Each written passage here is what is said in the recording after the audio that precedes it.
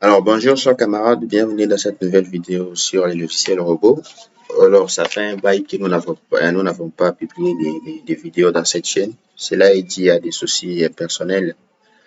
Alors aujourd'hui je me suis proposé qu'on travaille un peu sur les cas des réservoirs d'eau semi-enterrés comme vous le voyez ici. Alors ici dans cette vidéo on va présenter les projets, les modéliser, pardon, et puis on va charger, on va faire les chargements. Je vais vous montrer comment procéder pour les cas de chargement pour un réservoir. Parce qu'ici, généralement, la force la plus importante ici, n'est-ce pas, c'est l'eau, de l'eau qui est à l'intérieur. C'est la force n'est-ce pas, qui sollicite le plus, n'est-ce pas, notre réservoir. Je vais vous montrer comment on applique la pression de l'eau sur les parois, sur les voiles, et puis comment on applique, n'est-ce pas, cette charge-là due à l'eau sur, n'est-ce pas, les radiers. Alors, notre réservoir, c'est un réservoir semi-enterré. Donc, les données sont là. Alors, les radiers, il fait 20 mètres de diamètre. Ouais, c'est un grand réservoir. Alors, les dimensions d'un réservoir sont déterminées en fonction de plusieurs éléments, entre autres, en fonction des nombres de gens qui, n'est-ce pas, qui auront à utiliser de l'eau se trouvant dans ces réservoirs. Donc, on fait une sorte de moyenne.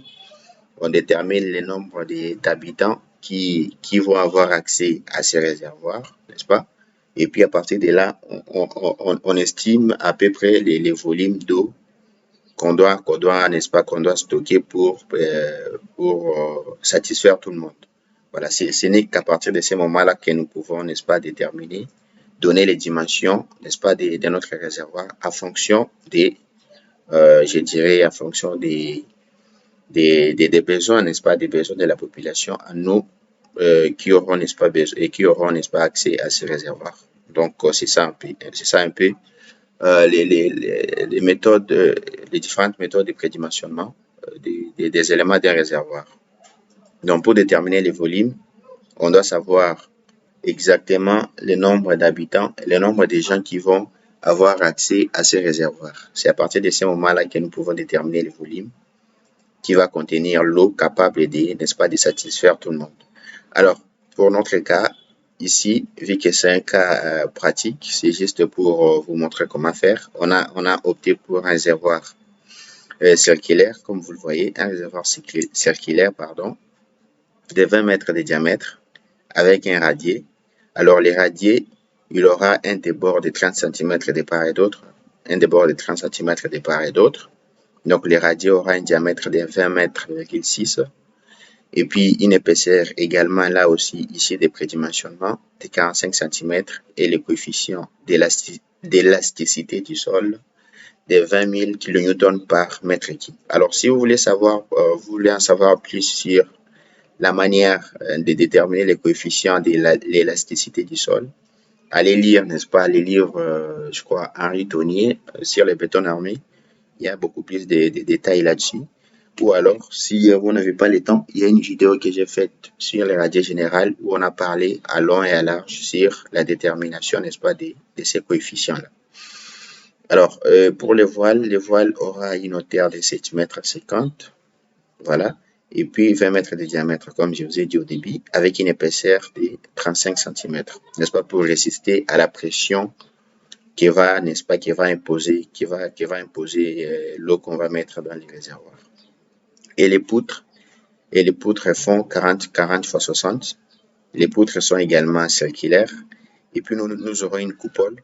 Voilà, juste au-dessus, cette partie-là, c'est ça ce qu'on appelle coupole. C'est comme une sorte je dirais, une sorte de couvercle, comme une sorte de voûte, hein, une voûte sphérique qui couvre toute cette partie-là.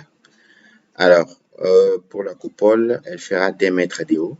Voilà, 2 mètres de haut, avec une épaisseur de 15 cm. Donc, tous les éléments, que ce soit les radiers, les voiles, ainsi que la coupole et les poutres, seront des éléments à béton armé, seront faits en béton armé. Donc, voilà. Et puis, la contrainte admissible du sol est de 1,6 bar, soit 160 kN par mètre carré. Alors ici, on a les différentes charges, les différents cas de charges, les poids propres, l'étanchéité, l'éclipsage, etc. Les charges d'exploitation sont la charge la plus prépondérante, comme je vous ai dit au début, la charge de l'eau. Et puis pour notre cas, l'eau ne sera, les réservoirs ne sera pas rempli jusqu'à ce niveau. Non, non. Les réservoirs sera rempli jusqu'à 6 mètres, à 6 mètres, à 6,5 mètres. Voilà. Donc les réservoirs ne sera pas plein, il sera rempli à, je dirais, à 90%. Il faut laisser un espace aussi, il ne faut pas tout remplir, c'est pas intéressant. Voilà pour la charge d'exploitation. Donc on a l'eau et puis on a la charge d'entretien. Donc c'est pas recommandé de remplir les réservoirs d'avoir un réservoir plein sans avoir un espace libre ou n'est-ce pas? Parce qu'avec les cas de réservoir, généralement, on doit avoir accès, n'est-ce pas, à l'eau pour la traiter préalablement. Donc, on doit laisser un certain espace, n'est-ce pas, dans les réservoirs, dans les cas où vous voulez traiter de l'eau. Donc, ça permet à ce que les gens puissent, n'est-ce pas, entrer et voir et puis traiter de l'eau calmement. Donc, c'est pourquoi, pour notre cas, les niveaux d'eau sera à 6 mètres 50. Sera à 6 mètres 50. On vous a dit que la hauteur des voiles est à 7 mètres 50. Donc, on aura 1 mètre carrément, 1 mètre de libre. Ici, 1 mètre de libre. Voilà. Pour permettre à l'eau de respirer aussi. Alors, voilà. Bon, pour les charges climatiques, nous n'allons pas tenir compte dans ces projets des charges climatiques. Bon, pour moi, par exemple, je suis dans un milieu où la variation des températures n'est pas assez importante, donc je ne vais pas tenir compte de toutes ces charges. Et les charges du vent et la poussée des terres. Alors, pour notre cas, c'est un réservoir semi-enterré, comme je vous ai dit au début. Les réservoirs semi-enterrés, c'est-à-dire qu'une partie de ces réservoirs est dans les sols et l'autre partie est, n'est-ce pas, à l'air libre. Donc, pour les charges du vent, pour moi, c'est négligeable ici. Hein. Il n'y a pas une hauteur assez importante pour tenir compte des effets du vent. Donc, pour notre cas ici, on va négliger les charges du vent ainsi que la poussée des terres. Alors, pourquoi on néglige la poussée des terres? Comme je vous ai dit, le réservoir il est enterré à 1,50 m du niveau zéro. Donc, à 1,50 m, moi, j'estime en tant qu'ingénieur que la poussée n'est pas assez importante pour, n'est-ce pas, pour en tenir compte dans ces projets. Voilà. Donc, si par contre, vous avez un grand réservoir qui est enterré, je sais pas, à 5 mètres de profondeur, là, vous pouvez tout simplement prendre en compte la poussée des terres. Pour notre cas, on ne va pas tenir compte de tout ça. Donc, on va négliger les charges du vent et la poussée des terres. Voilà. Ça, ce sont les hypothèses que nous prenons pour ces projets. Alors, sans plus tarder, nous allons commencer. Alors, on va aller dans Nouveau projet. On va les faire dans les modules études INCOC. Études INCOC. Ici, on va les faire parce que ça facilite, n'est-ce pas? Il y a une certaine facilité pour la modélisation. Vous voyez, tous les éléments sont presque circulaires. Donc, il y a une facilité pour la modélisation. Donc, je vais rentrer études INCOC. Non. Voilà. On va aller dans paramètres, performance de la tâche pour régler certaines données pour les dimensions, les forces, etc. On va laisser comme ça. Les matériaux et béton 25, on va utiliser. Et pour la norme de conception, pour les bétons, on va utiliser toujours la norme BAEL. Et pour la pondération également, les BAEL. OK. Il n'y a pas grand-chose à modifier ici. Et puis, on va passer maintenant à la modélisation. Donc, on va commencer par les lignes de construction. Alors, ici, la méthode pour faire ceci, comme on a un diamètre de 20 mètres, donc on va devoir créer, n'est-ce pas? On va venir dans X, on va répéter une fois 10 mètres, ajouter. Donc, les 10 mètres sera comme les centres. Puis, on va rajouter encore une fois 10 mètres. Voilà. Donc, on a 20 mètres. Ici, les milliers à 10 mètres. Et puis, 10 mètres, ça fait 20 mètres de diamètre. Et puis, on va rajouter, pour les radiers, on va aussi rajouter les lignes de construction pour les radiers. On a dit que les radiers aura un débord de 30 cm de part et d'autre. Donc, qu'est-ce qu'on va faire? On va revenir au niveau 0. On va dire répéter une fois moins 0,3. Donc, on va ajouter 20 mètres également, répéter une fois, cette fois 0,3. Ajouter. Et voilà. Dans la direction des Y, on fait la même chose. Répéter une fois 10 mètres. On va les mettre en gras. Ajouter encore. Et puis de là, on va rajouter 30 cm, 0,3. Et puis, à partir des 0, on va rajouter moins 0,3. Moins 0,3. Et sur Z, on a dit que les voiles font 7,5 mètres de hauteur. Voilà. Donc, on va venir ici. On va répéter une fois 7,5 mètres. Et pour les coupoles, la hauteur de 2 mètres. Donc, et puis, on va répéter une fois un espacement de 2 mètres ajouté. Alors ici, on va changer les libellés en valeur. C'est le grec qu'on va garder, par exemple, ABC, comme ça. On va mettre ça en gras aussi, hein, pour que ça soit clair, en fait. Et puis, on va appliquer. On va fermer. On va aller voir en 3D. Voilà exactement ce que nous voulons avoir. Alors, pour la modélisation, il y a plusieurs manières de procéder. Ce que nous allons faire, nous allons commencer par modéliser, n'est-ce pas, les voiles. Donc, on va modéliser les voiles de ces côtés-là et puis nous allons les miroiter tout simplement. Donc, pour ce faire, tout d'abord, on va devoir créer les épaisseurs de tous nos éléments. Donc, on va venir dans épaisseur. Alors, je vais tout supprimer, hein, tout supprimer ici. Donc, on va venir là. On va supprimer carrément. On va créer des nouvelles épaisseurs. Alors, la première, c'est les radiers. La première épaisseur, c'est celle du radier.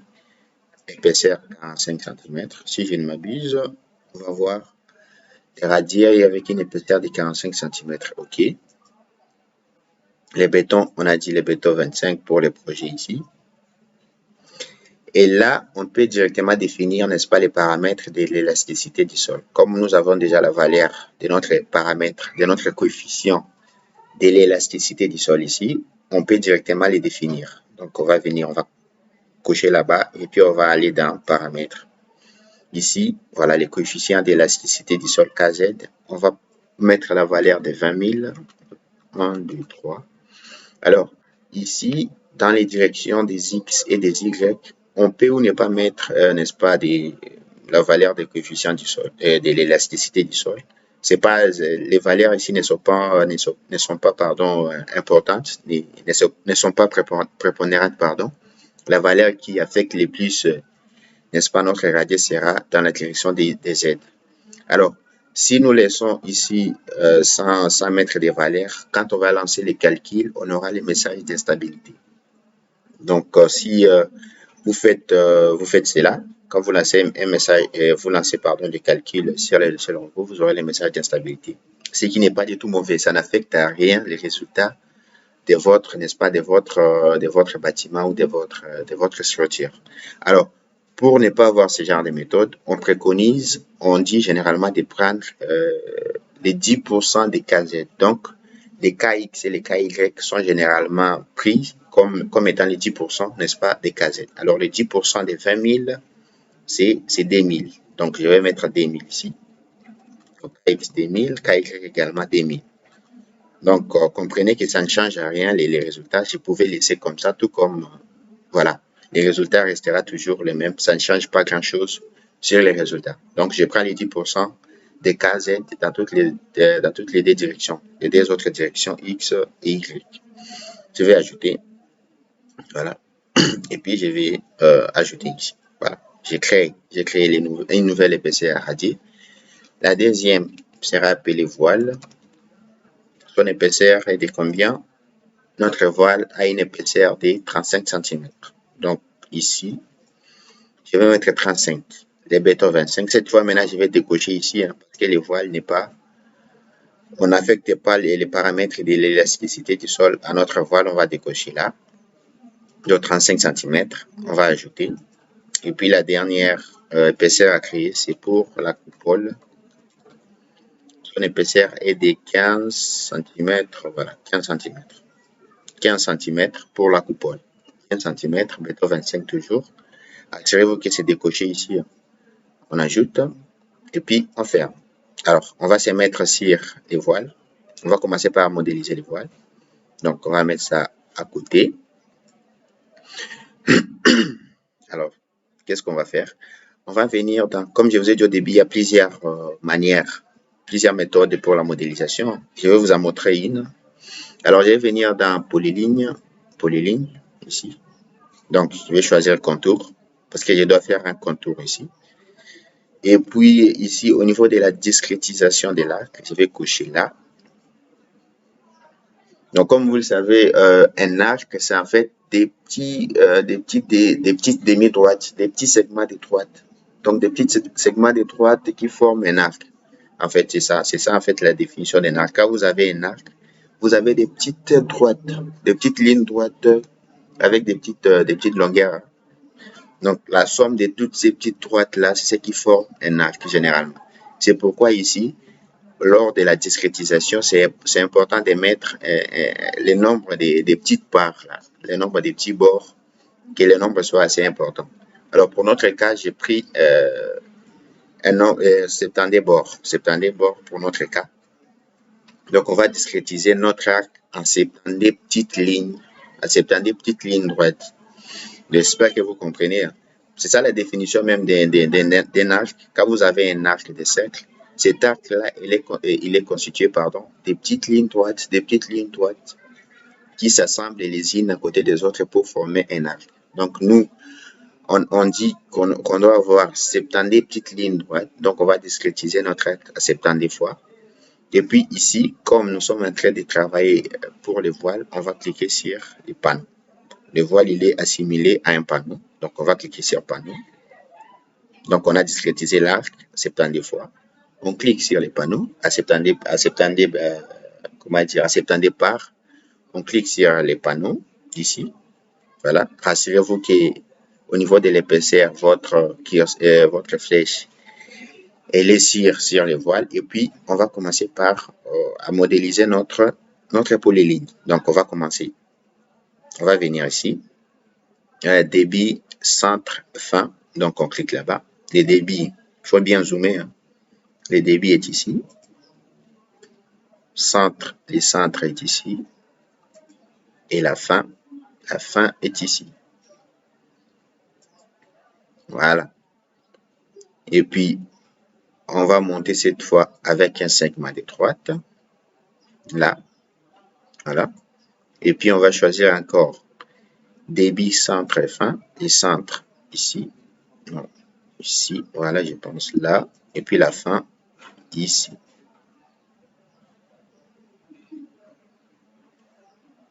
Il faut bien voir pour ne pas commettre d'erreur, tout simplement.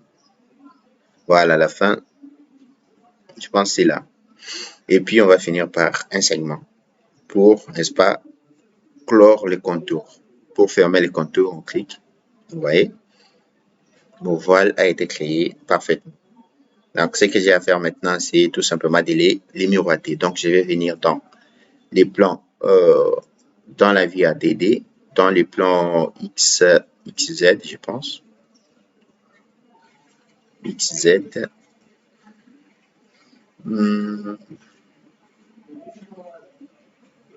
Alors, je vais sélectionner d'abord, Donc, je viens dans édition, miroir vertical. On va miroiter par rapport au plan XZ et YZ, pardon. Donc, par rapport au plan YZ. Et puis, je vais choisir, voilà, la position du plan. Puis choisir là, les milliers, par exemple. Je vais miroiter par rapport à ce point-là. Voilà, ça y est. C'est bon. J'ai fini à modéliser, n'est-ce pas, les voiles. Je vais maintenant modéliser les radiers. Donc, je vais revenir en DD. Cette fois, je vais aller dans les plans X, Y. Donc, je vais aller au niveau 0. Au niveau 0. Ici, je clique sur les radiers. Il faut toujours vous rassurer que vous êtes sur l'élément que vous voulez modéliser. Donc, on clique sur les radiers ici.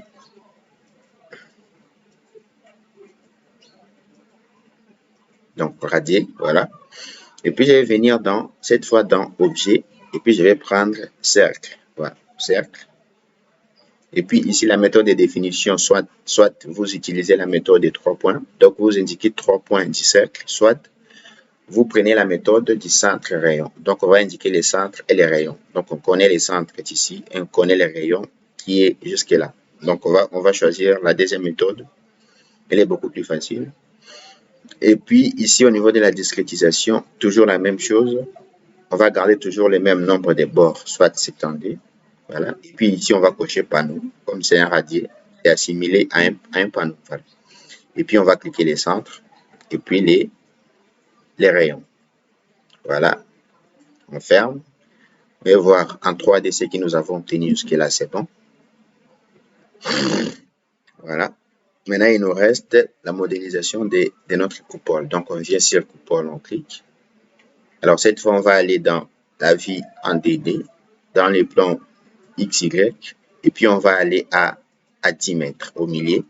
Voilà. Et puis là, on va tracer un arc. On va prendre un arc. Ici, l'arc, on peut faire également la même chose pour l'arc ici, mais bon, ce n'est pas vraiment important pour l'instant. Donc voilà, pour l'arc, on va prendre débit fin et centre, par exemple, ici. Et puis on va modéliser notre arc. Alors, on va commencer ici. Il va aller là.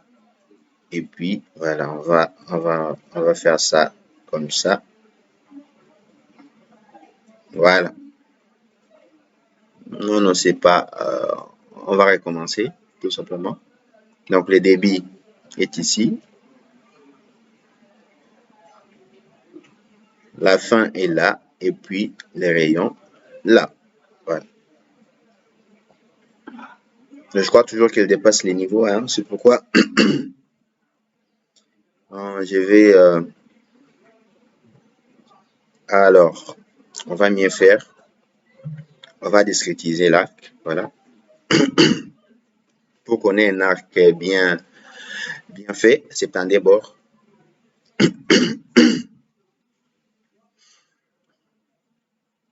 Alors, le débit est ici. La fin est là.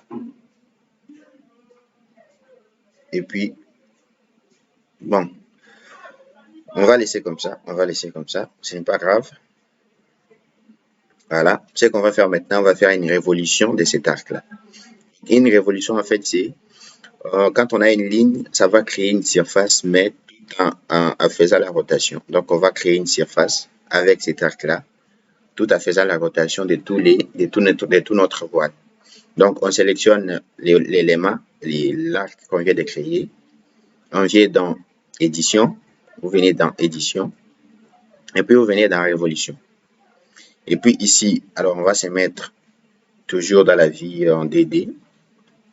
Les débits de l'axe. Donc, il va tourner autour de cet axe-là. Rassurez-vous. Donc, on est dans les plans XZ à 10 mètres, soit au milieu. Donc, au milieu, on est au milieu, dans la vue DD, bien sûr. Et puis, les débits de l'axe, on va choisir cet axe-là, l'axe de rotation, ici. Et puis, l'angle de rotation, comme nous voulons que la coupole couvre tous nos voiles, que la coupole couvre tous les réservoirs, on va faire un tour complet, soit une rotation de 360 degrés. 360 degrés. Et puis ici, au niveau des divisions, 70 toujours. Toujours la même division, 70. Et puis, on va faire appliquer. Voilà, tout simplement. Appliquer. Oui. Et fermer. Alors, on va venir voir les résultats en 3D. Voilà. C'est exactement ce que nous voulions avoir. Alors, on va se rassurer que tous les éléments, bon, il nous reste quoi? Il nous reste la poutre. Voilà, il nous reste la modélisation de la poutre. On va revenir en DD, cette fois dans les plans XY, et puis on va aller à 7,5 mètres, et là, on va modéliser notre poutre. Alors, la poutre, la section de la poutre, elle est de 40 x 60. Donc, on va revenir ici, on va créer la section dans. Donc, on va quitter d'abord là. On va quitter ici également. Profiler des barres. On va tout supprimer ici. On va venir dans nouvelle section. Les types de profilés, c'est une poutre à béton armé. La base, elle est de 40, pardon. Et puis la hauteur de 60 cm. Béton, les bétons 25, ok. Ajouter, et fermer. Donc, on est là. On va les mettre à côté. Et on est à 7,50 m. Donc, on va venir choisir les cercles ici. La méthode de définition, centre rayon. Et puis la discrétisation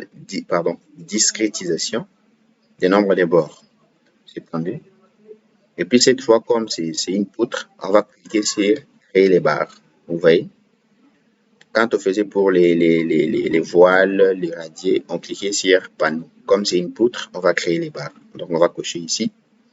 Et puis, on vient modéliser les centres et là, et les rayons. Et les rayons est là.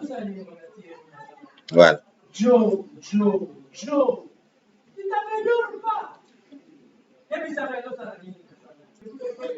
Donc voilà. On a fini. On peut revenir dans la vie en 3D. Voilà. C'est bien fait. C'est exactement ce que nous voulions voir. Voilà, on va quitter partout. Voilà. On a ça.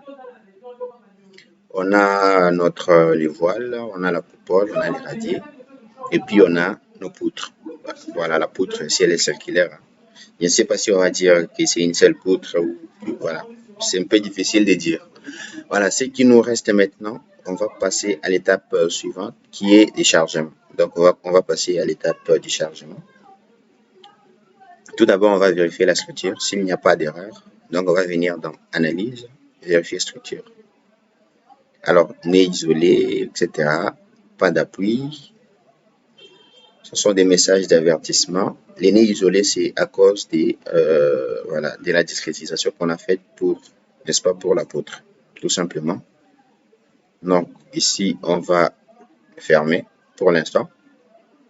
Et puis, on va aller dans chargement. Donc, les cas de charge, pour les charges permanentes, on a les poids propres, l'étanchéité, les crépissages. Donc, je vais revenir ici.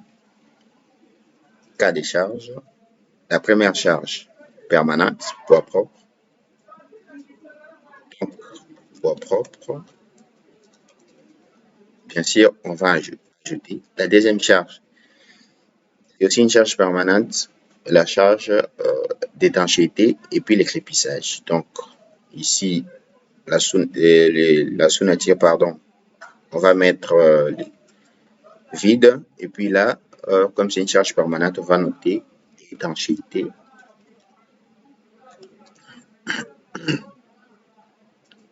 Et puis, on va finir par, c'était quoi déjà? Les crépissages. Crépissage. Voilà, ajouter également. Puis, on va passer aux charges d'exploitation. Alors, charge d'exploitation, la première charge, c'est l'eau. Et puis, la traitée. Donc, exploitation, l'eau. Donc, eau. Ajouter. Et puis, on a quoi? Entretien. Ajouter également. Voilà. Alors, ici, on a déjà expliqué pourquoi on n'a pas pris en compte les charges climatiques ainsi que les charges du vent et des poussées, etc. On a expliqué tout ça. Alors, on va fermer. Voilà, tout est là. Tous les cas des charges sont là. Maintenant, on va commencer à appliquer les charges les unes après les autres. On va d'abord commencer par vérifier si le logiciel a pris en compte les poids propres de notre structure. Voilà. Donc, on va aller là-bas, poids propres. On va venir dans définir charge, dans poids et masse.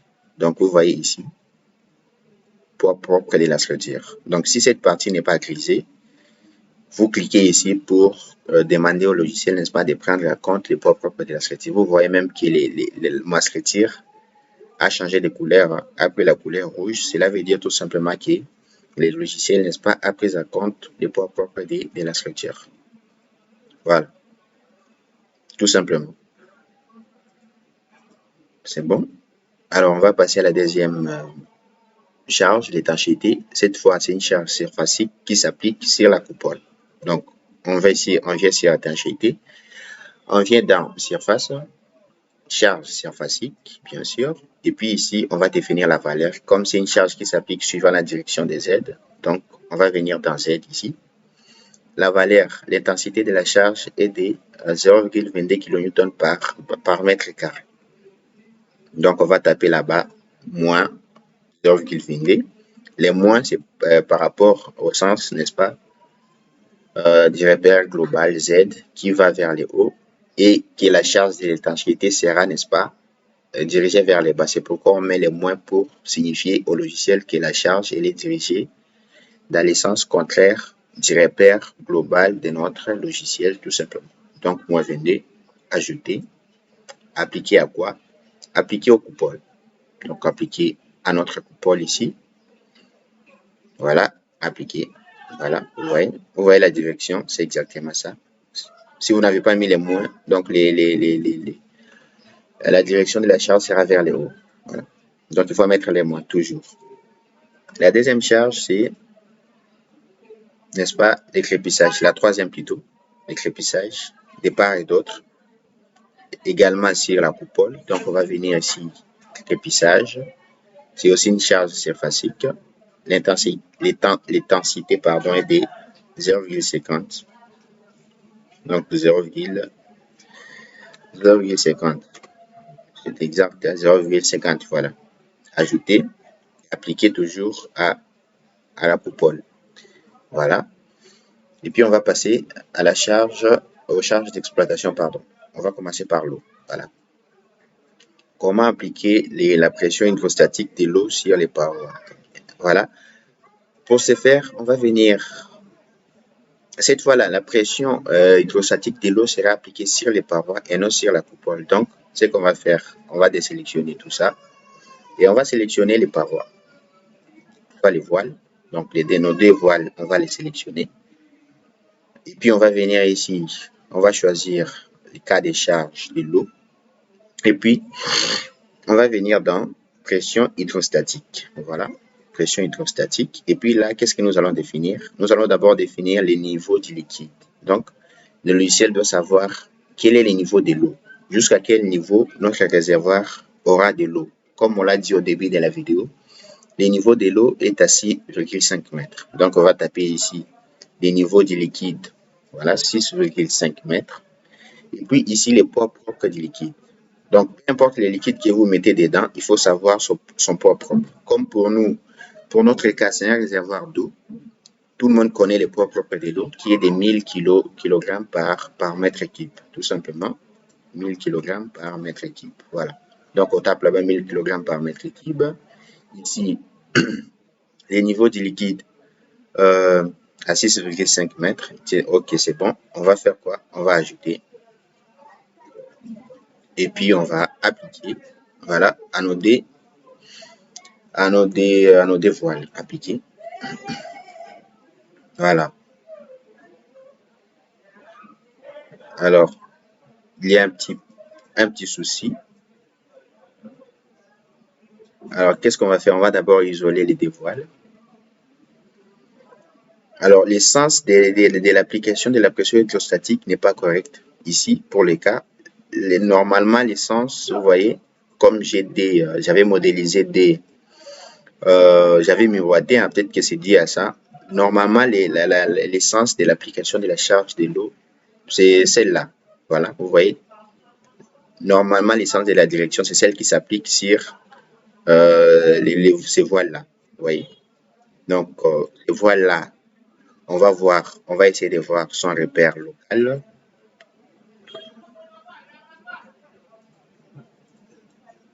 Vous voyez, pour ces voiles, la direction des Z, il va de l'intérieur vers l'extérieur. Alors que pour l'autre voile ici, on va devoir corriger l'orientation, n'est-ce pas, des repères locaux de ces voiles-là. Alors pour ce faire, il ne faut pas paniquer. On sélectionne tout simplement ces voiles. On va venir dans orientation du repère local, le panneau. Puis qu'est-ce qu'on va dire? nous voulons, qu'est-ce que nous voulons? Nous voulons inverser, n'est-ce pas, l'orientation de l'axe Z. Cet axe-là, nous voulons qu'il quitte, qu'il aille, pardon, de l'intérieur vers l'extérieur. Donc, on va cliquer sur inverser l'orientation de l'axe Z du repère. Et puis, le panneau, il est déjà sélectionné. On va faire quoi? On va appliquer. Voilà. Voilà. C'est exactement. Tout est revenu en ordre. Si nous retournons maintenant pour voir, vous voyez, maintenant la direction de l'application la pression hydrostatique de l'eau, elle est parfaite. C'est exactement comme ça que ça se passe. Voilà. C'est bon. Pour la pression hydrostatique, vous voyez, c'était un peu la petite nouveauté. Si vous n'avez jamais fait ça, il faut vous habituer comment dire, faut vous habituer à la manière dont ça fonctionne, tout ça. Donc, si vous ne savez pas comment la pression hydrostatique dans un réservoir, c'est dans quelle direction cette pression statique doit se diriger. Donc, c'est le moment de savoir. Donc, quand on a de l'eau à l'intérieur, la pression, elle augmente au fur et à mesure qu'on descend. Donc, la pression augmente tout simplement avec la profondeur. Plus on a une profondeur importante, plus la pression de l'eau augmente également. C'est tout simplement ça. Donc, c'est ça. On a fini avec l'application de la pression hydrostatique. Mais cette fois maintenant, qu'est-ce qu'il nous reste? Il nous reste d'appliquer les poids de l'eau sur les radiers, parce que les radiers également supportent l'eau, tout simplement. Donc, pour ce faire, cette fois, on va appliquer ça comme une charge surfacique, vu que les poids de l'eau qui supportent les radiers. On va venir dans charge surfacique. Donc, on va d'abord sélectionner. On va sélectionner les radiers. Voilà les radiers. Alors, pour calculer la charge, les poids, n'est-ce pas? Pardon. Pour calculer le poids de l'eau sur les radiers, qu'est-ce qu'on va faire? On connaît les niveaux de l'eau et puis on connaît la masse volumique de l'eau. Voilà, ça suffit pour trouver, n'est-ce pas, la charge surfacique de l'eau sur les radiers. Donc, on va faire les poids volumiques de l'eau est de 1000 kg par mètre cube, multiplié par les niveaux de l'eau. Multiplié par les niveaux de l'eau, soit 6,5 mètres. 6,5 mètres. Nous obtenons 6500 kg par mètre carré. Donc, comme ici, l'unité est en kilopascal, donc 1 kilopascal est égal à 100 kg par mètre carré. Donc, ici, on va multiplier ceci par 0,01 égale, donc on aura 65 kilopascal. On va faire OK. Et puis, n'oubliez pas les signes, hein. Toujours les signes moins. Et puis voilà, on va ajouter, on va appliquer ça au radier qui est déjà sélectionné. On va appliquer. Voilà, c'est exactement ça. Et puis, on va fermer. Et puis, il nous reste quoi? L'entretien. On va finir par ça. L'entretien, on va l'appliquer, n'est-ce pas, à la coupole. On sélectionne la coupole. On va venir dans définir charge.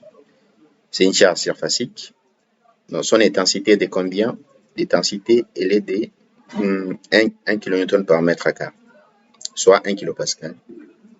Donc, 1 moins 1 par moins 1 kN par mètre carré. Ajouter, appliquer et fermer. Ceci étant fait, on va passer à la combinaison des charges. Donc, on va venir dans chargement. Combinaison manuelle, on va faire combinaison manuelle. Annulu.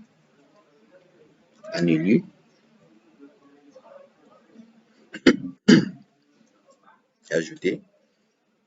Alors, on va tout renvoyer là. Appliquer. Nouvelle combinaison, cette fois en LS. OK. On va tout renvoyer, puis on va rappeler la combinaison en ligne. Appliquer également et fermer. Voilà. Tout est là. Maintenant, qu'est-ce qu'il nous reste? Il nous reste à faire les maillages. On va d'abord enregistrer le projet. Voilà. On va l'enregistrer dans bureau, réservoir d'eau. Voilà, on enregistre comme ça.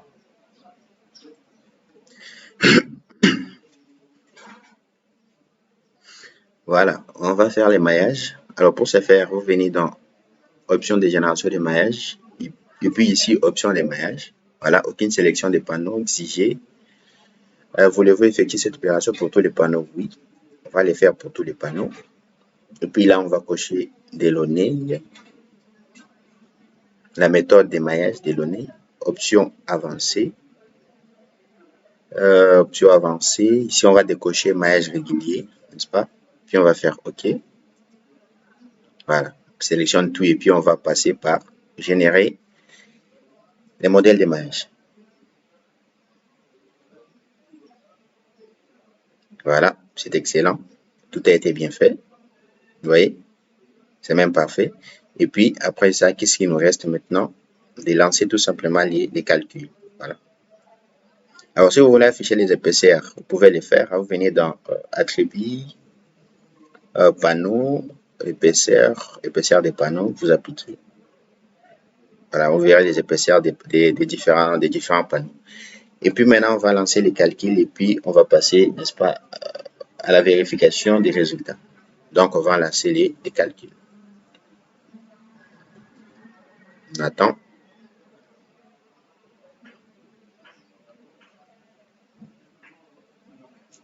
Voilà, le calcul a été fait. Maintenant, on va passer aux vérifications des résultats. Voilà. Alors, pour les ferrailles, pour les voiles, les ferrailles sera fait, les voiles, pardon,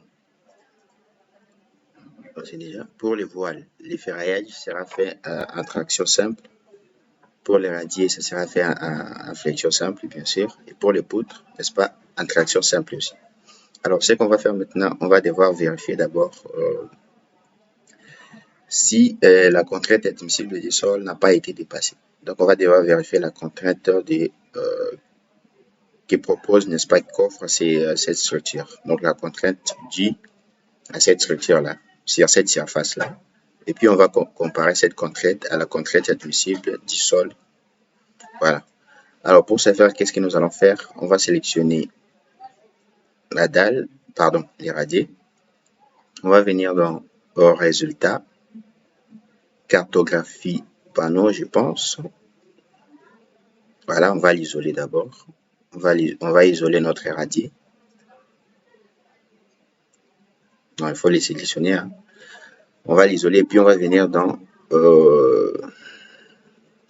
réaction du sol, avec description. Et puis on va appliquer. Voilà. Alors on va devoir lire les valeurs ici. Valeur maximale est de 188 kN n'est-ce pas, par mètre carré. Donc ici, nous on a contrainte admissible qui est de 160, donc on va au-delà. On va au-delà, n'est-ce pas? On va au-delà. Alors on va devoir soit diminuer, n'est-ce pas, la hauteur de notre. Pardon, qu'est-ce que j'ai dit? On est dans. Alors la vérification pour les cas de contrainte admissible, c'est fait en LS. Donc, on va devoir choisir ici, on va en LS. La vérification se fait toujours en LS. Ne l'oubliez jamais. En LS et puis voilà. C'est bon maintenant. La vérification, ça se fait toujours en LS. La vérification de la contrainte admissible du sol se fait en LS. On va en LS. État limite des services, pardon. On vérifie la contrainte. Ici, la contrainte max ici est de 133,002 kN par mètre, qui est bien inférieure, n'est-ce pas, à la contrainte admissible du sol qui est de 160. Voilà. Donc, pour les cas des contraintes du sol, on est sûr que le sol va tenir. Ça, c'est bon. Et puis, alors, on va devoir, ici pour les radiers, on va vérifier les moments dans la direction des X. Donc, les moments dans la direction des X, c'est la même chose que les moments dans la direction des Y, vu que c'est un radier circulaire avec les mêmes chargements partout. Donc, si on applique les moments dans la direction des X, Vous voyez, 43,405 kN/mètre. Et puis, par mètre linéaire, là également, moins 45, les moments négatifs. Si on va pardon, dans l'essence des Y, on aura presque la même chose, je pense. Voilà, presque la même chose, 43, quelque chose. Donc voilà les valeurs des moments que nous avons ici. Ça c'était pour, n'est-ce pas, pour les radiers. Alors, ici, on peut procéder, n'est-ce pas, à un ferraillage théorique des radiers. Donc, une fois qu'on a sélectionné les radiers, on va venir dans dimensionnement, ferraillage théorique, dalle et voile.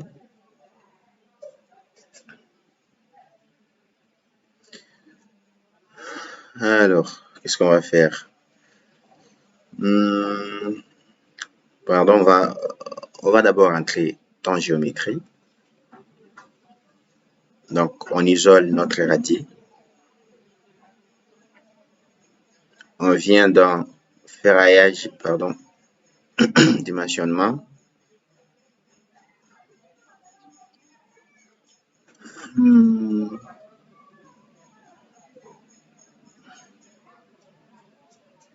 Voilà, c'est ce que je cherchais. Donc, on va d'abord paramétrer, paramètres réglementaires. Donc, ici, on va utiliser les cas des coques. On va double-cliquer sur les coques ici. Donc, comme je l'ai dit au début, notre radier sera calculé en flexion simple. On l'a dit au début, si vous vous souvenez. Et puis, les matériaux ici. Alors, on va devoir changer les noms. Radier ferraillage. Ferraillage. Voilà. Les matériaux ici, les matériaux béton 25. La classe de l'acier est HA400. Paramètres analyse, la flèche, oui. Oui, bien sûr. Puis le ferraillage. Ici, l'arrobage, comme on est au niveau des radiers, on va garder au moins 5 cm pour l'arrobage, pour éviter à ce que les barres de fer soient proches du sol, pour éviter la corrosion tout simplement. C'est pour cela. Alors, 5 cm, c'est bon. Ferraillage dans une direction, non. On va ferrailler dans les deux directions. Et puis, on va faire ajouter. Il est possible de changer les noms d'armature. Là. Voilà, radier ferraillage. Type par défaut. Alors, c'était quoi déjà? Coque BA. Coque BA radier. Alors, impossible de changer les noms. Je ne sais pas pourquoi. On va garder ça comme ça. Voilà. Coque BA. Et puis, on va l'appliquer à quoi? À notre radier. Tous les paramètres que nous venons de mettre, on va l'appliquer à notre radier. Donc, on va faire appliquer. C'est bon. Maintenant, on peut aller dans les ferraillages théoriques. Donc, on va venir dans dimensionnement, ferraillage théorique. Donc, ici, comme je l'ai dit, on va isoler notre radier. Et là, on va mettre la liste des panneaux. Ici, la liste pour les radiers, c'est les numéros 3. Donc, on va mettre 3 ici. Et puis, qu'est-ce que nous allons faire? Nous allons lancer les calculs, tout simplement. Calculer. Alors, vu que c'est un élément scalaire, c'est pourquoi nous allons procéder par théorique. Ferraillé, il n'y a pas de plan de ferraillage comme avec les éléments rectangulaires ou carrés.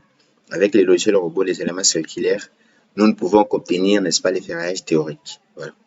Nous n'aurons pas les plans d'exécution ici avec ces éléments du type circulaire. Alors, une fois qu'on a fini les calculs, on va venir voir la section d'acier. Vous voyez, ferraillage théorique, section d'acier, pardon, dans licence TSX, dans la nappe inférieure. On va cliquer sur description, puis on va appliquer. Vous voyez, on a les différentes sections d'acier dans la nappe inférieure dans la direction des X. Bon, ici, dans les deux directions, on aura les mêmes ferraillages, donc on va se concentrer sur une seule direction. Donc, par exemple, là, j'ai quoi? J'ai 5,88 cm² de section d'armature. Donc, si j'ai un plan d'armature, je vais devoir vérifier. Je vais mettre la vidéo en pause. Donc voilà, comme je le disais, hein, on a fait le ferrage théorique ici, dans la direction des X. Alors, comme nous avons déjà le logiciel, pardon, robot nous a donné une section de 5,88 cm² par mètre linéaire. Si on a un tableau d'armature, par exemple, c'est celui-là, je vais devoir vérifier, par exemple, j'ai une section, la section d'armature, elle est de 5,88. Je viens sur mon tableau, je regarde, par exemple, avec les barres de 14, donc je peux utiliser 4 barres de 14. Ici, j'ai une section de 6,16, c'est pas mal, vous voyez. Voilà, 6,16, c'est proche de 5,88. Donc, je peux utiliser comme ça les barres, 4 barres de 14 par mètre linéaire. Si je viens au niveau des barres de 12, par exemple, au niveau des barres de 12, je peux aller jusqu'à 6 barres de 12 par mètre linéaire. Vous voyez? Ou si vous faites le choix d'utiliser les barres de 16, vous voyez, vous pouvez aller jusqu'à 3 barres de 16. Mais moi, pour l'optimisation, on peut aller jusqu'à 4 barres de 16 hein, pour la sécurité également, ou tout simplement 4 barres de 14. Voilà. Dans tous les deux cas, ça peut aller, voilà. C'est l'appréciation de l'ingénieur en fait. Donc voilà. Ça, c'est dans la direction des X, quoi, dans la direction, dans la nappe inférieure, parce que la dalle, les radiers sera ferraillée au niveau de ces deux nappes, donc la nappe inférieure et la nappe supérieure. Pour la nappe inférieure, on a les ferraillages par exemple, des 4 barres de 16 par mètre linéaire. Si on veut voir la nappe supérieure, pardon, on a quoi? La nappe supérieure, on a 4,92. Donc 4,92 avec les barres de 14.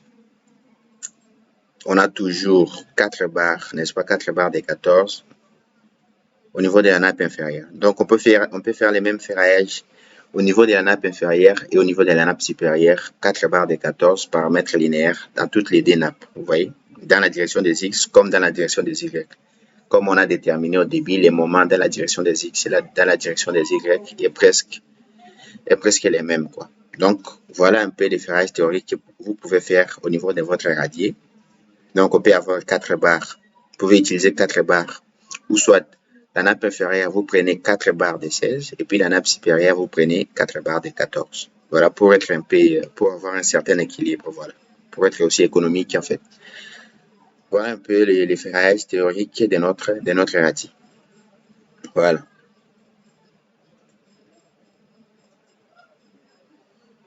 Voilà. Alors, ici, c'est la répartition des barres en fonction des contraintes. Vous voyez, juste à ce niveau-là, la contrainte est assez élevée. Vous voyez. Là, au milieu, il n'y a pas grand-chose. Donc, nous, on va ferrailler comme ça avec 4 barres de 16 en bas et 4 barres de 14 au niveau de la lampe supérieure. Voilà. C'est bon, c'est fini pour les radiers.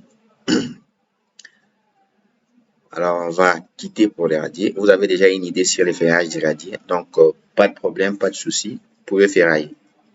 Ça va tenir, en fait. Et pour comment dire, pour les voiles, on a dit que les voiles seront ferraillées, n'est-ce pas, on avait dit à la traction simple. Voilà. Les dalles seront ferraillées à traction simple. Donc, pour vérifier l'effort de traction qui agit au niveau de notre voile, qu'est-ce qu'on va faire? On va sélectionner tous les voiles avant tout. On vient, c'est un panneau. Voile. Voilà. On va les isoler aussi pour mieux voir. Voilà. Puis on va aller dans, alors ici, les cas élus. On va aller dans résultats, cartographie panneau toujours.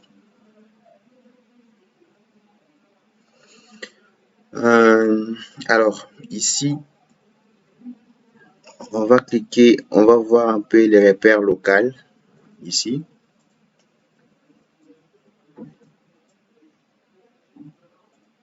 Alors, on va faire ça. Vous voyez, alors, on va mieux voir. Ça ne se voit pas trop. On va décocher l'épaisseur pour mieux voir.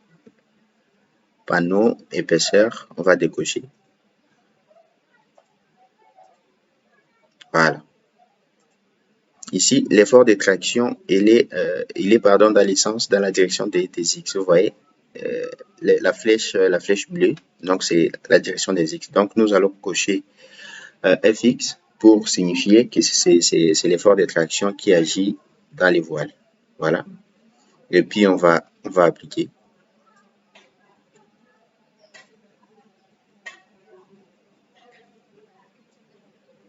On va sélectionner et appliquer. Paramètres, description, oui. Appliquer.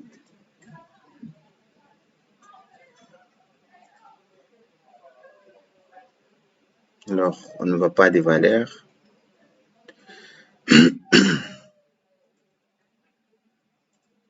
Bon, on va faire ça. Appliquer.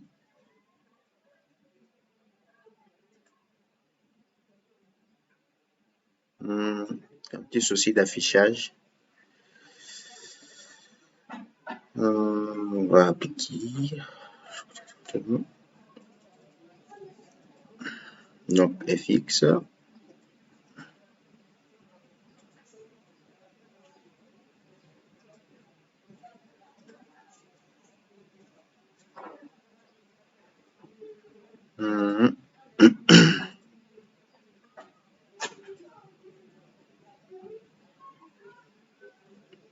Alors, il y a un petit souci.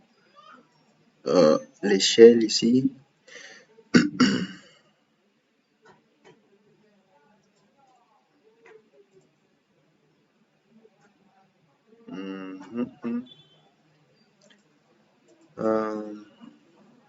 Paramètres, description.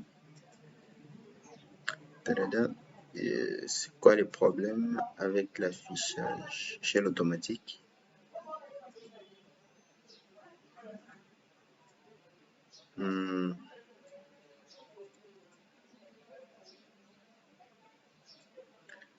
Alors, on peut faire ça autrement. On peut faire ça autrement. On va faire appliquer d'abord. On va fermer. On peut venir dans tableau, attribut tableau, et puis on vient dans effort. On va dire tableau filtré suivant, n'est-ce pas, la sélection. OK. Et puis à partir de là, on peut faire non, toujours pas.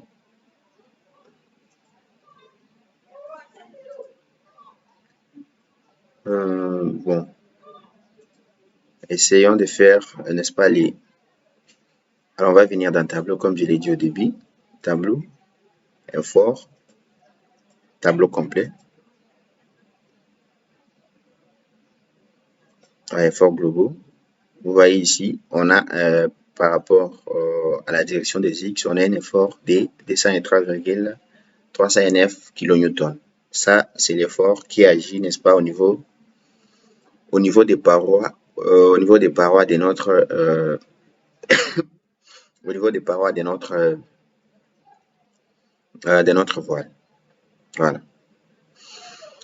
On peut alors, ou autrement, on peut d'abord sélectionner, les voiles pour, donc, voile, on va les sélectionner.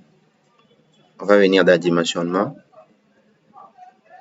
dalle voile, paramètres réglementaires. Donc ici, on va les appliquer également là.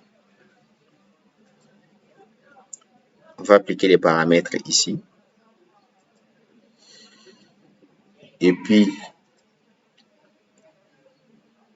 on va venir dans dimensionnement, dans résultat, cartographie panneau. Voilà. Cette fois, c'est bon. Et puis, on va aller dans effort des membranes. Voilà, effort des membranes. Dans la direction des X, comme on vient de déterminer ici les repères locaux de l'élément. Vous voyez, les repères locaux, la direction des X, c'est dans ce sens-là. Donc, on va cocher effort des membranes dans la direction des X. Description, appliquer.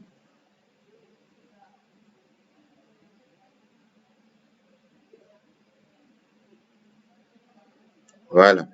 Alors, ici, au niveau de la description, au niveau des paramètres,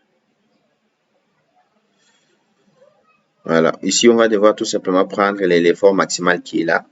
Donc, ici, on va décocher la description pour que les décès soient un peu clairs. Voilà. Alors, ici, donc, les problèmes s'est posé au niveau des... On n'avait pas encore affecté, n'est-ce pas, un type de ferraillage à notre voile. C'est pourquoi les résultats ne s'affichaient pas. Alors, une fois qu'on a affecté les types de ferraillage, voilà que les résultats apparaissent.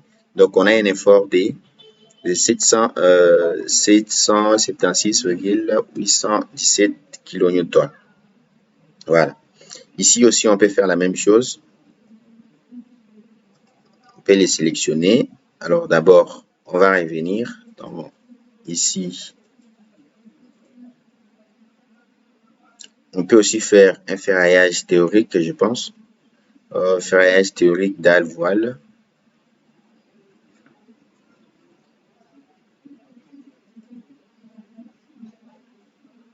Donc, dalle voile, on va isoler les voiles. Ici, c'est 1, 2, liste des panneaux, on en a 2.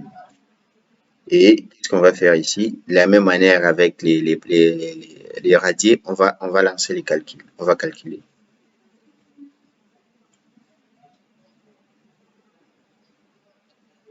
On va calculer, n'est-ce pas, la section théorique d'armature que les logiciels nous proposent. Et avec ça, avec les tableaux que nous avons, on peut avoir une idée sur la manière de ferrailler notre état.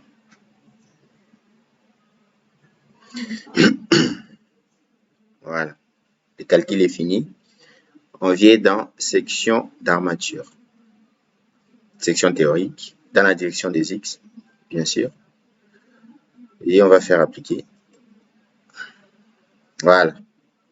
Vous voyez ici, vu que c'est beaucoup plus la partie d'en haut qui sera plus ferraillée, comme vous le voyez, avec une section de 2,35. Si nous revenons dans notre tableau, 2,35, voilà, on peut utiliser 3 barres de 10, voire 4 barres de 10, tout simplement, par mètre linéaire. Vous voyez, 4 barres de 10 par mètre linéaire pour notre voile. Vous voyez?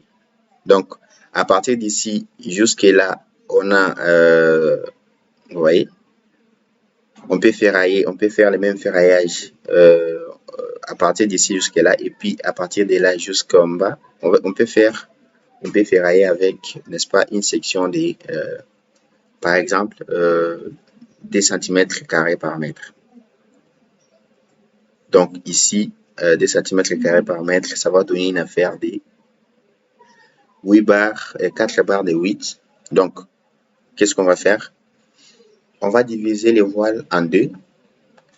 Donc, à partir d'ici jusqu'en bas, on ferraille avec 4 barres de 8 par mètre linéaire. Et puis, à partir des 10 milli jusqu'en haut, on ferraille avec, c'était combien déjà? C'était 235, 4 barres de 10. Voilà, tout simplement, par mètre linéaire. Donc, voilà un peu, vous avez une idée sur les ferraillages de votre voile. Alors, une fois qu'on a fini le ferraillage du voile, on peut passer au ferraillage de la coupole aussi. Alors, pour la coupole, c'est presque les mêmes types de ferraillage qu'avec, n'est-ce pas, avec les radiers, tout simplement. C'est la même sollicitation. Il est sollicité aussi en flexion simple. Donc, on va sélectionner la coupole. Coupole, c'est déjà sélectionné.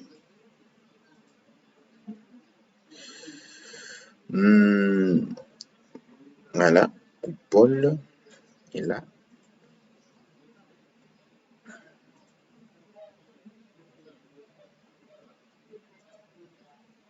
Alors, on va sélectionner, on vient ici, sélectionner barre, on va choisir les panneaux, coupole.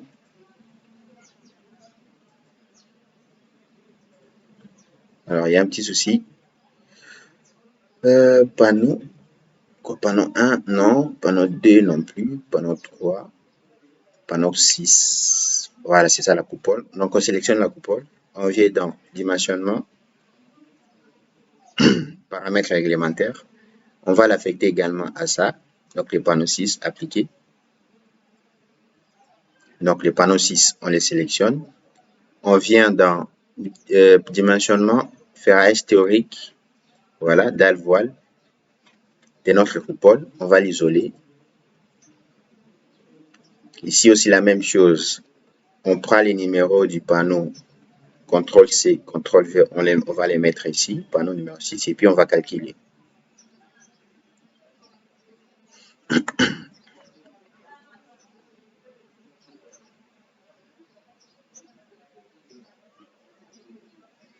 On attend un peu.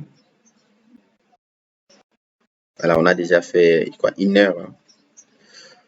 Bientôt, nous allons terminer. On va terminer avec on est presque à la fin. Il nous reste la coupole et puis on va finir par les ferrages, n'est-ce pas?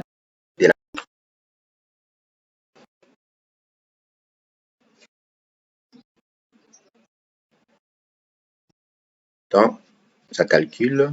Voilà, le calcul est terminé. Alors, la distance entre les lits du ferrage, trop petite pour les panneaux, etc. Voilà. On va voir la section d'armature toujours, ce qui nous intéresse ici. Voilà.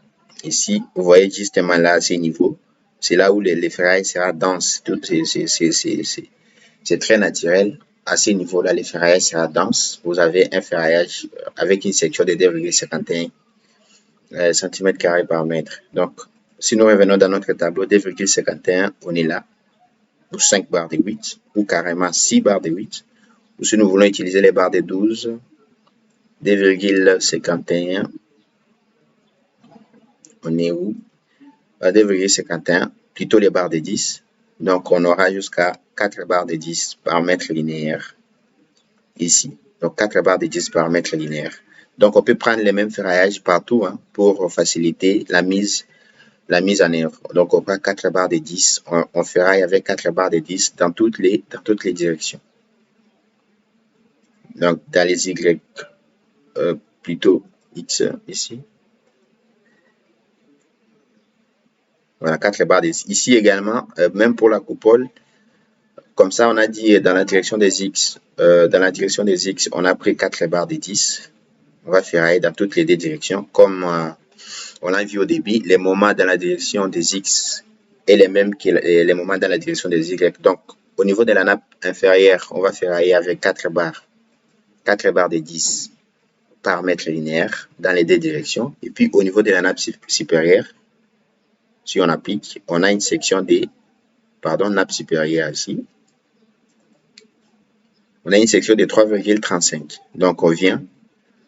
Au niveau de la nappe supérieure, vous voyez, par contre, au niveau de la nappe supérieure, là où le ferraille sera dense, ce sera aux alentours, juste aux alentours, avec un ferraillage de 3,35. 3,35 avec les barres de 10, on a 5 barres de 10. Donc, aussi, on prend les barres de 12, on peut utiliser 4 barres de 12. Donc, ici, pour la coupole, au niveau du lit de la nappe inférieure, on fait 4 barres de 10 dans les deux directions. Et puis, au niveau de la nappe supérieure, on fait 4 barres de 12 dans les deux directions. Vous voyez? Donc, tout ça, c'est l'interprétation de l'ingénieur. C'est l'ingénieur lui-même qui voit, qui sait interpréter, qui sait dire et qui est faire à quel endroit. Donc, nous, pour moi, si je devais exécuter ces projets, je prendrais 4 barres des 10 dans la nappe inférieure dans les deux directions et au niveau de la nappe supérieure, je prends 4 barres de 12 dans les deux directions, tout simplement. Voilà ce qu'il en est pour le ferraillage de la coupole. Une fois qu'on a terminé, on va finir cette vidéo par le ferraillage de la poutre. Donc, ici, on va sélectionner la poutre, barre, donc sélectionner tout. Dimensionnement ferraillage théorique. Ferraillage théorique, poutre, poteau. Voilà.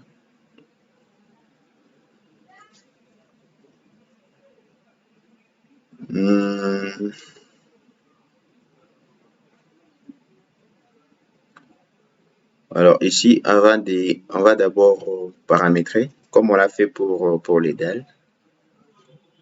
Dans dimensionnement, on va aller dans option ferraillage théorique.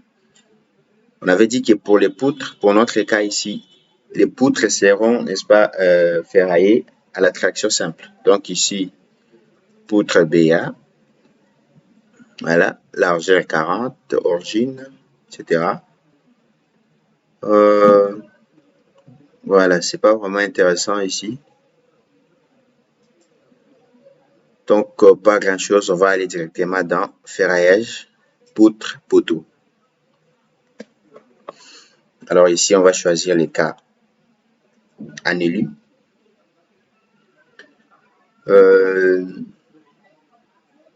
Barres, on va prendre toutes les barres, voilà, toute la sélection.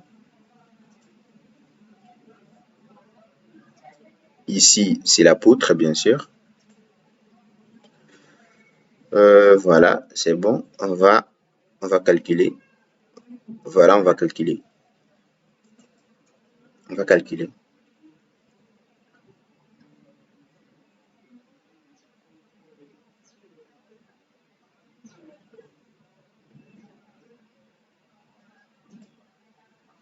Voilà, nombre d'erreurs 0, nombre d'avertissements 0. Alors ici, ferraillage théorique, qu'est-ce qu'on peut vérifier ici? Alors, là, qu'est-ce que nous avons? Voilà, toutes les 70 départs sont là.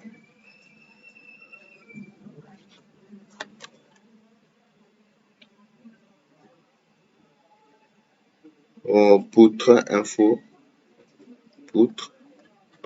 Alors, ça n'est pas clair chez moi. Je n'arrive pas à bien lire, n'est-ce pas, à bien lire j'arrive pas à bien lire les éléments que le logiciel m'a annoté ici.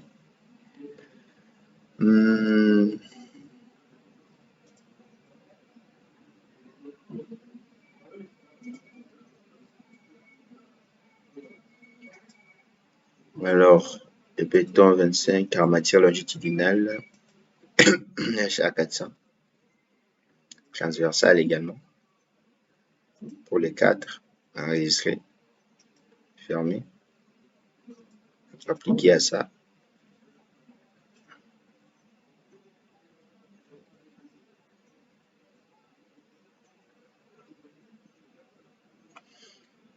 Alors, patiente les temps pour les logiciels.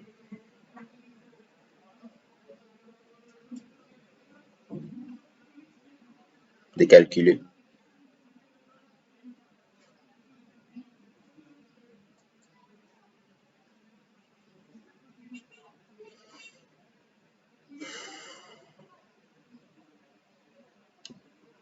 Voilà, on va fermer. On attend encore un peu. Alors, on va fermer. Et là aussi.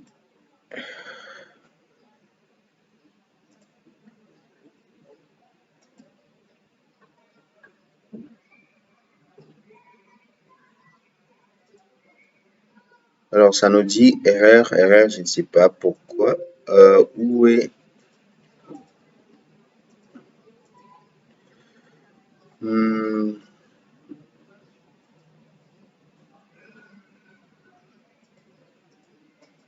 poutre info, les poutres.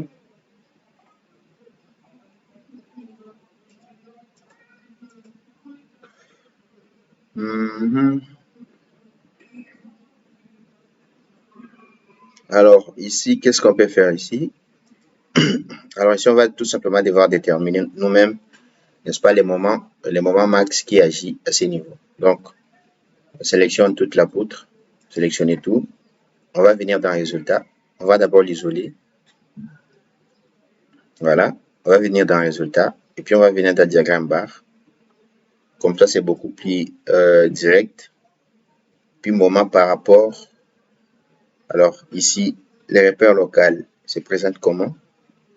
Les moments autour de l'axe Y. Okay. Les moments autour de l'axe Y, on va appliquer. Donc on va cliquer sur description, différencier, appliquer. Extrême globaux, bien sûr, pour voir. Alors ici, on va les faire en élu. Alors les moments ici n'est pas assez grand, comme je vous ai dit. C'est pourquoi les poutres, comme je vous ai dit au début, nos poutres sont calculées à la traction simple. Donc on va venir ici par rapport à l'effort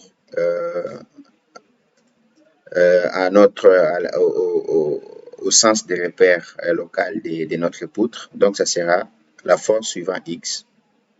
Donc si on applique, vous voyez, l'effort de traction, il est beaucoup plus important. C'est pourquoi je vous ai dit au début de la vidéo que les poutres seront calculées à la traction simple. Vous voyez, si on a un effort de 203,309 kN, voilà l'effort. Vous allez calculer votre poutre comme un tyran, voilà, qui va résister à cet effort-là, tout simplement. Alors, merci de nous avoir. Mais seulement, je tiens à préciser, ceux qui ont, les amis qui ont, moi j'avais les logiciels experts robots. Avec ça, vous pouvez facilement calculer, n'est-ce pas, l'armature de cette poutre ici. Donc, il suffit d'aller dans un robot expert et puis de prendre la valeur de l'effort tranchant, n'est-ce pas, de l'effort de traction, pardon, et puis de les mettre là-bas, vous aurez les armatures de votre poutre. Moi, je ne l'ai pas sur ma machine, sinon, on allait les faire ensemble, voilà, parce qu'avec les logiciels robots, les éléments circulaires ne sont pas, et les logiciels robots ne donnent pas les plans d'exécution des éléments circulaires. Alors, merci de nous avoir suivis. On a parlé, je crois, de tout, hein, de tout ce qu'on devait dire sur les réservoirs. Alors, merci encore une fois de plus pour votre fidélité. Alors, si vous ne vous êtes pas déjà abonné à notre chaîne, faites-le. Et n'est-ce pas également, n'hésitez pas à poser les questions dans les commentaires. Si vous avez des zones d'ombre ou si il y a des endroits où je suis allé un peu trop vite, si vous ne vous êtes pas retrouvé, posez des questions dans les commentaires. Nous allons tenter d'y répondre. Et également, liker la vidéo. Cela permet à ce que bon nombre de gens puissent les voir. Voilà, bon nombre de gens puissent les voir. Ça va nous aider énormément. Ça va booster notre chaîne et ça va nous encourager. Merci de nous avoir suivis encore une fois de plus et on se retrouve à la prochaine. Ciao.